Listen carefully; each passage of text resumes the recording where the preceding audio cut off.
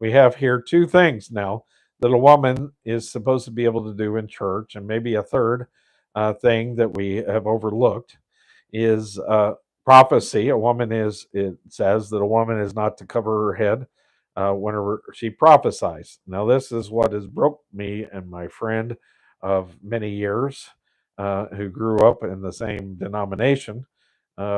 We over this, but whenever I got to the prophecy in I forget which epistle he speaks of that in. I think it's Corinthians, that a woman is not to have her head covered whenever she prophesies. I think it's First Corinthians chapter 14. Don't hold me to it. You can look that up to me and correct me. But secondly, we have here is she is to pray. My very own John Baker, who was a mentor, he said he loves to hear women pray. They pray the most beautiful prayers that you can hear. And so I believe a woman should pray. And then thirdly is a deaconess. I believe, wasn't Deborah, what was her name? There was a mention of one of the ladies being a deaconess in the church. It makes perfect sense. They're natural born servants.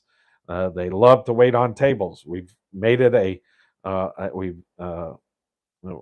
have taken the position, made it something that it's not supposed to be. It's supposed to be something of somebody who has the gift of hospitality. I know my wife has a gift of hospitality. Waiting on tables is what the position was created for feeding the homeless and that sort of thing, and the widows and orphans, taking care of them. And we have made it into a position of honor, and all they want to do is sit there and say, "Look at me," and they don't want to do anything in the church. So we should do away with the deacon position in all of our churches that I've ever been in. Anyway, I've never seen one that was any different. Then, Jay Vernon says, I'm going to bring up again that basically we have women preachers because we haven't given them those three positions that are in biblical.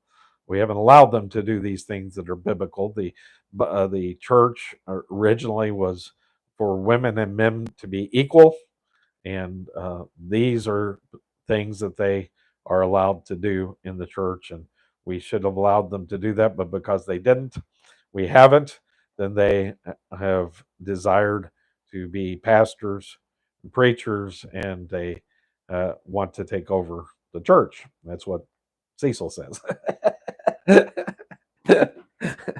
Whenever women want to talk in the church. Now, I did have an occasion one time. Um, I'm always talking about prior marriages. Sorry for that, but I was married to Tim and Heather's mom.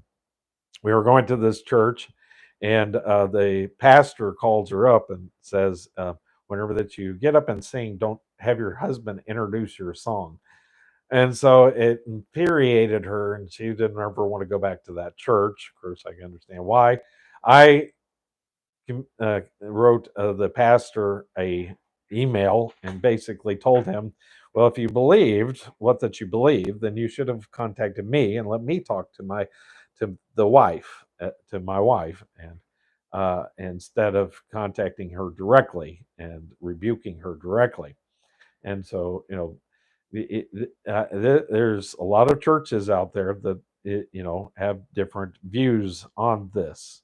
Now, personally, I have no problem. Cecil does when my wife introduces herself, because she will. I mean, there is a tendency to want to talk too much, and you have to watch that. You have to realize your what you're talking about, and those sort of things. But I have no problem with it. I don't have a problem with them praying. I don't have a problem with them proclaiming, which is what prophecy is, the gospel, the truths.